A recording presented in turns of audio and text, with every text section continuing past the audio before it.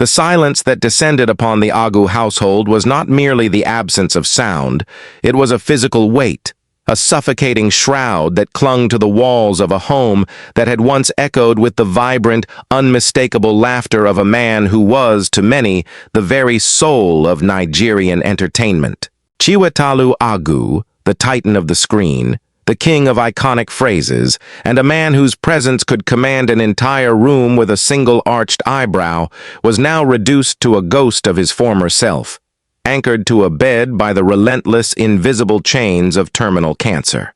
It was a cruel irony that a man who had dedicated his life to portraying the complexities of human suffering in all its dramatic forms was now being consumed by a reality far more harrowing than any script could ever dare to capture. The news had trickled out like a slow, poisoning leak. Stage 4.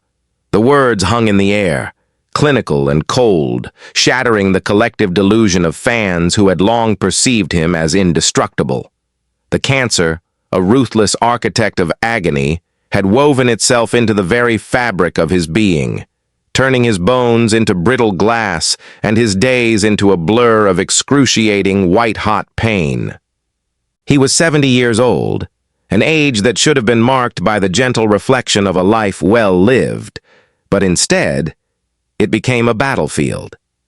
His face, once the expressive canvas upon which he painted characters that enthralled millions, was now etched with the jagged lines of a man fighting an enemy that refused to negotiate, that ignored his fame, and that mocked his stature. Watching him from the edge of the bed was Nkechi Agu, his devoted wife, her world shrinking down to the rhythmic, labored wheeze of his breathing and the frantic pulse at his wrist. For Nkechi, the tragedy was not just in the eventual loss, but in the agonizing, protracted unraveling of the man she knew. She witnessed the slow evaporation of his strength, the way his hands, once capable of gesturing with the fire of 1,000 proverbs, now trembled with the weight of unseen burdens. Every time he winced, every time a spasm of raw nerve fire surged through him, Nkechi felt a sympathetic fracture in her own spirit. She became the guardian of his dignity, a silent sentinel tasked with managing a level of suffering that no human should ever have to witness in their partner. The public knew him as a legend, but behind the closed doors of their sanctuary, he was simply a man drowning in a sea of medicinal scents and muted lighting. The air in the room was thick with the scent of sterile antiseptic and the metallic tang of fear. Nkechi spent her hours navigating the treacherous landscape of his palliative care, memorizing the subtle shifts in his expression that signaled when the agony was peaking. She was trapped in a paradox, wanting him to stay, yet desperate for his pain to finally, mercifully, cease. The house felt like a tomb where time had ceased to flow in a linear fashion, replaced by a circular nightmare of monitoring vitals and whispering words of comfort that felt increasingly fragile. Outside, the world continued to turn, oblivious to the fact that one of its greatest storytellers was currently living through his final, most painful chapter.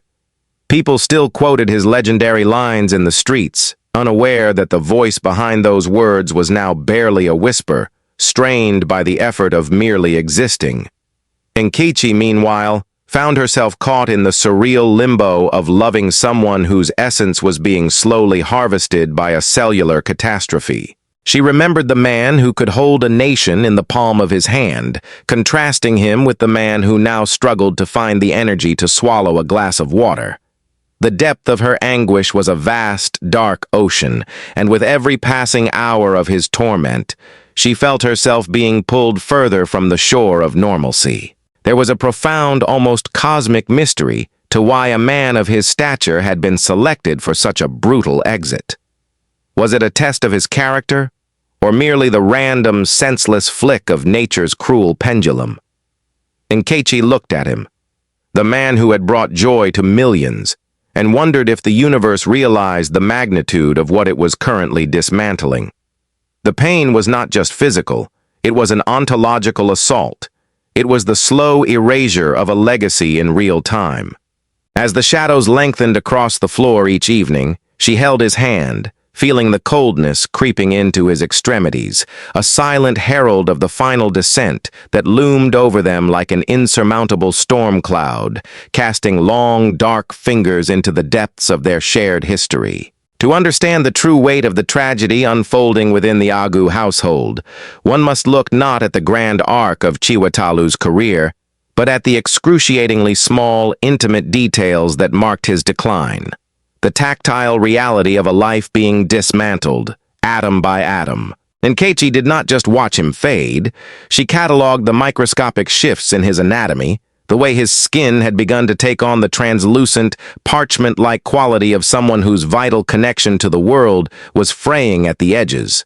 She noticed, with a precision that bordered on obsession, the exact way his favorite armchair, a leather recliner that had once held his boisterous presence, now seemed cavernous, swallowing his diminished frame until he was little more than a pile of discarded blankets and sharp, protruding angles. She kept a small, tarnished silver spoon on the nightstand, a tool that had once been used for something far more celebratory, now repurposed for the grim task of administering liquid relief. The clink of that spoon against the glass, a sound as sharp and resonant as a funeral bell in the quiet of the night, was the rhythm of their life. Every time it echoed, Nkechi's heart would contract. She studied the landscape of his hands, those legendary appendages that had punctuated 1,000 performances. Now, they were mapped with a complex, darkening web of veins, his knuckles swollen and stubborn, betraying the inflammation that danced just beneath the surface.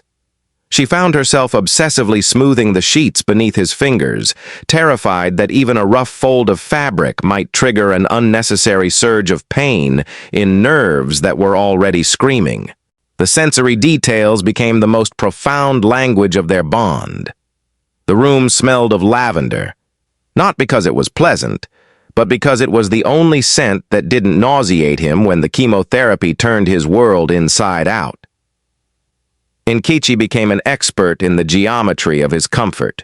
She knew precisely how to adjust his pillows to alleviate the pressure on his spine, a process that required the focus of a surgeon and the touch of a lover. She could read the shift in his eyes, the subtle darkening of the pupils when the breakthrough pain arrived, before he even gasped. She felt as though she were living inside his skin, mapping the lightning strikes of discomfort that traveled through his body, turning her into an involuntary witness to his cellular war. There were moments when he would drift into a delirium, the veil between his reality and his memories becoming dangerously thin. He would reach out into the empty air, his fingers twitching as if grabbing for a prop or a script that had vanished decades ago. In those moments, Nkechi would reach out to steady him, her own pulse syncing with his erratic rhythm. The silence between them was thick, pressurized, and loaded with the gravity of things left unsaid. She would catch glimpses of the man he used to be, a sudden, fleeting flash of that legendary, mischievous glint in his eye, a shadow of the wit that had made a nation erupt in laughter, only for it to be extinguished seconds later by a shuddering wave of agony that pulled him back into the dark, suffocating reality of his Stage 4 prison. The house became a museum of their shared history, every object a haunting reminder of the life they were losing. She would look at the shelf of awards, the photographs of them on red carpets, and the mundane clutter of their living room, all of which now felt like artifacts from a civilization that had been wiped off the map. She felt the isolation of their vigil. The world outside seemed to vibrate with a frantic, superficial energy that felt grotesque in comparison to the solemn, agonizing stillness of their bedroom. She was the anchor in his storm, yet she was also the one being pulled down into the depths, her own life echoing the decay of his. Every time he failed to finish a sentence, or when his voice, once resonant and booming, cracked into a jagged, unrecognizable fragment, she felt a piece of her own identity being sheared away. She began to notice the way the light hit his face at dusk, a soft, golden hue that highlighted the hollowness of his cheeks and the fragility of his throat. It was an aesthetic of loss, a beautiful, devastating portrait of mortality that she wanted to look away from but couldn't. She memorized the way he slept, the way his chest rose and fell in a shallow, uneven cadence, terrified that one day the pattern would simply stop. The smallest change, a shift in the position of his feet, the way he clutched a glass of water, the way he breathed, became a monumental event, a signal of either a momentary truce with his cancer or a herald of the next, more violent assault. She was not just observing his death, she was breathing it, living it, and being slowly, irrevocably hollowed out by the sheer, relentless, and agonizing intimacy of the process. There was a peculiar, almost unnatural quality to the way the shadows danced in that room. They didn't seem to follow the setting sun, but rather, they seemed to pool around the bed like ink, thickening with every secret he kept from the world. Nkechi often found herself questioning the nature of his suffering, wondering if the cancer was the only intruder in their sanctuary.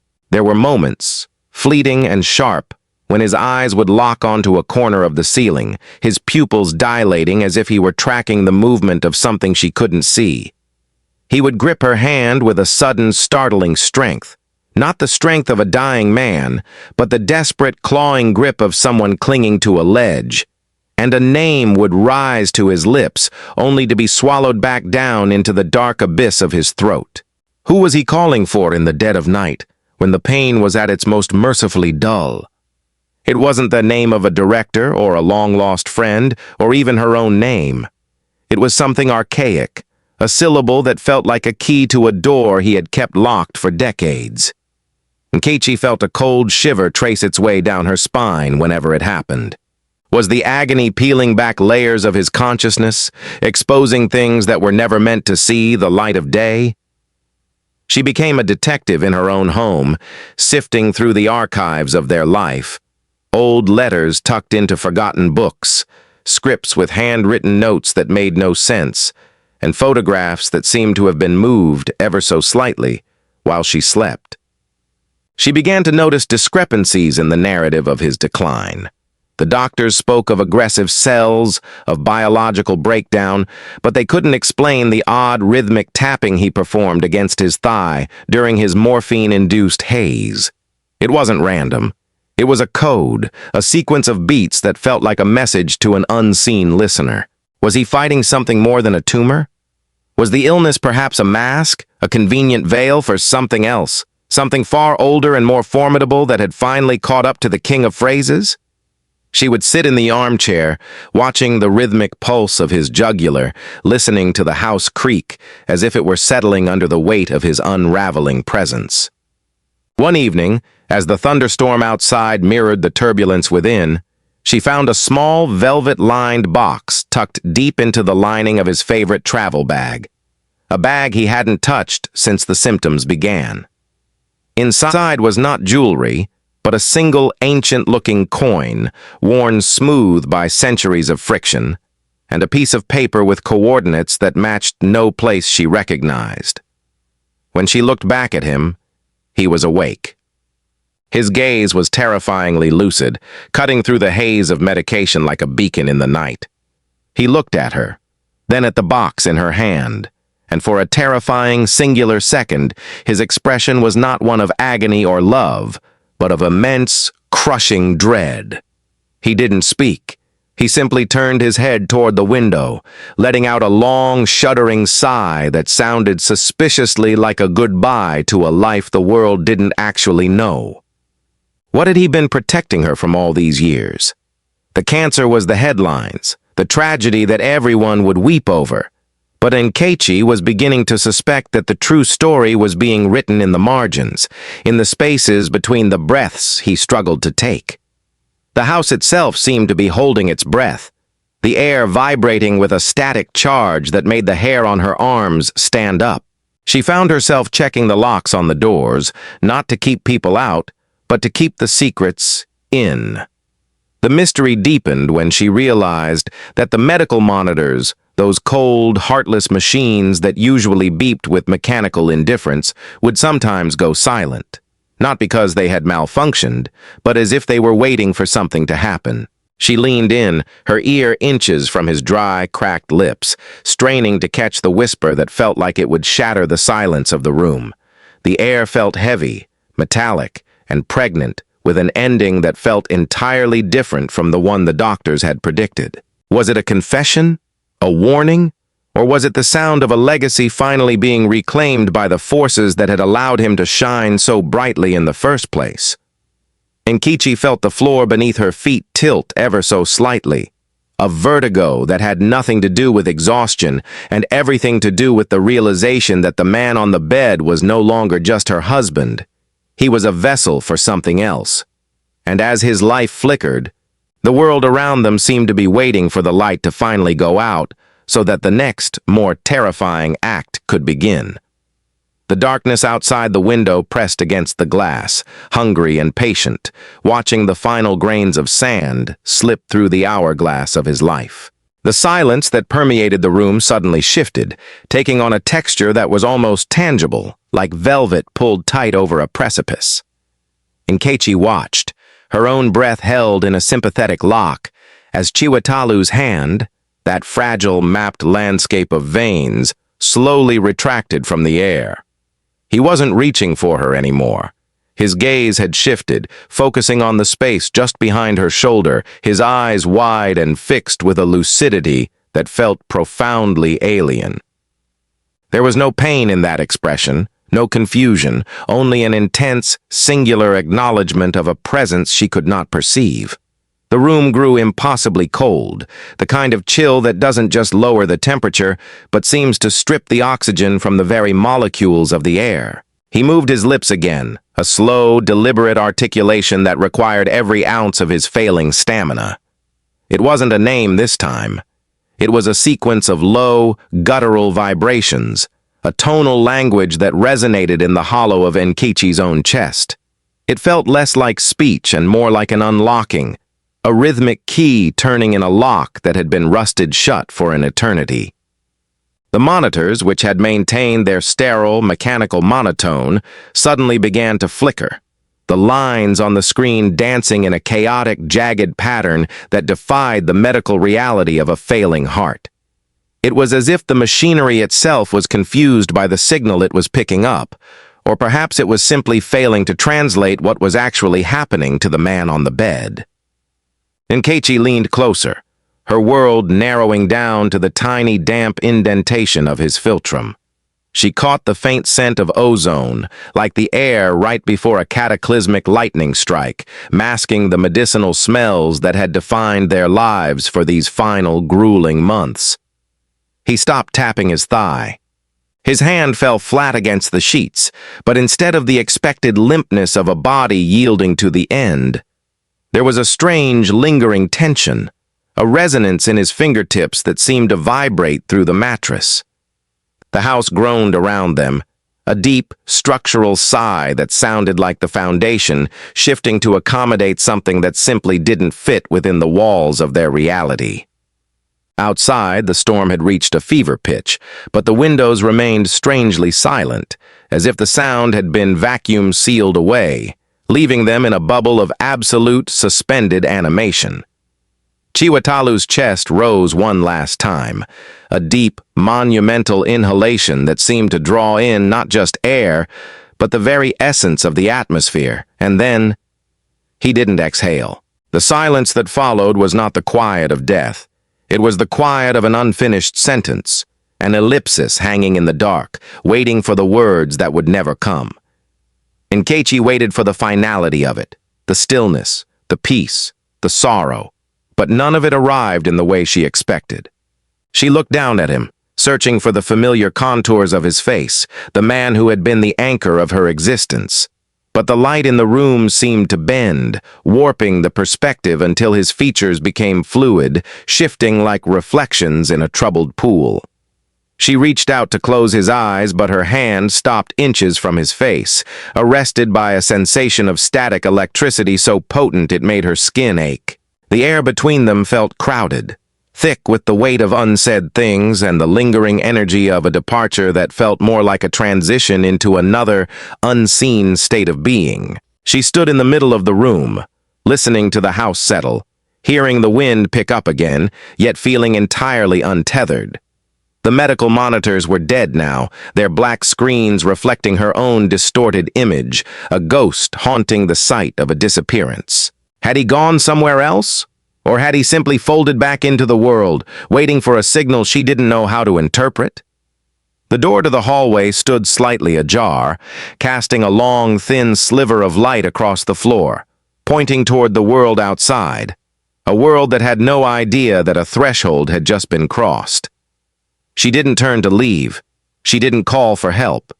She simply stood there, suspended in the wake of the mystery, listening to the heartbeat of the house, wondering if the sound she heard was the clock ticking down to nothing or the rhythm of something just beginning to wake up in the dark.